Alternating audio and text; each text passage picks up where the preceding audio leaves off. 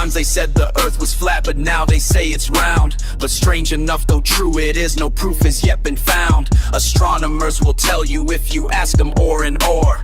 Proofs are by no means wanting by the dozen or the score. Copernicus has told us this, and Newton and the rest. And people say there are the men who surely should know best. And if be true the earth's a globe, who better off than he to say when looking down upon the globe I plainly see? But has he said so? No, not he. He knows his duty better than to utter such a falsehood in the spirit or the letter. When we take his correspondence and his other publications, we can find no mention of a globe in all his observations. To all who view it from above is level in the main, and here it is well to notice that if the earth's a plane, as though it were a 𝔸𝕠𝕦𝕟𝓕𝕝𝓐, so large and yet so true, the horizon for its edges and its depths all tinged with blue. Thus we find that terra firma, if we take it as it looks, is very far from being as is shown to us in books. Truth can hurt, but it does not kill.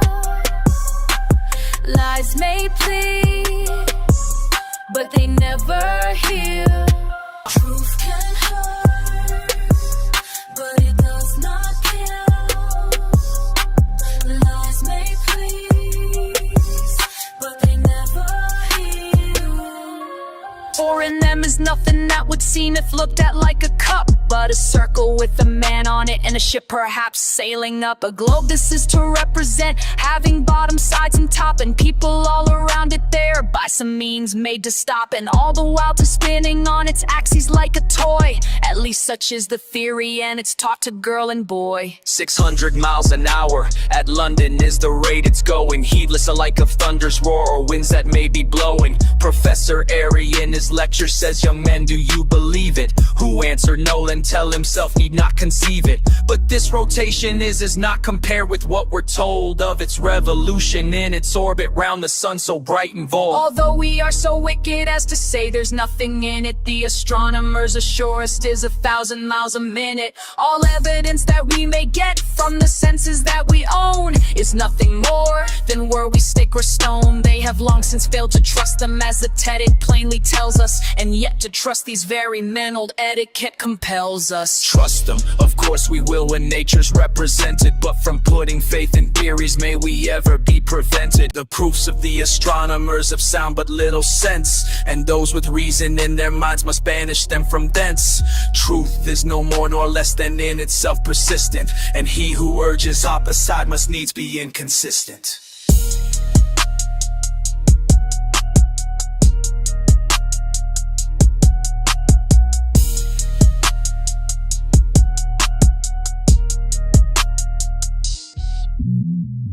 Can hurt, but it does not kill.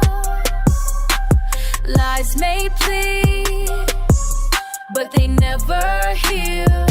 Truth can hurt, but it does not kill. Lies may please, but they never heal.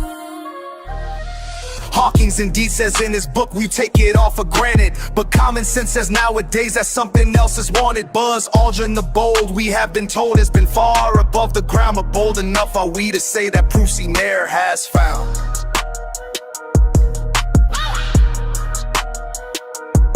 And then again 'tis very plain that nature's always taught her sons to seek a level surface on the top of water. But nature and her sons must learn as savants, who will teach them for of theories they have enough, and who shall dare impeach them? The earth a globe, and having on its surface lake and sea, what other form than globular can the surface of them be? But water must be level, well then never mind, that's but a trilling circumstance some opening we shall find. Just say that level's convex and convexate is level, and then all the mean objectors we can send them to the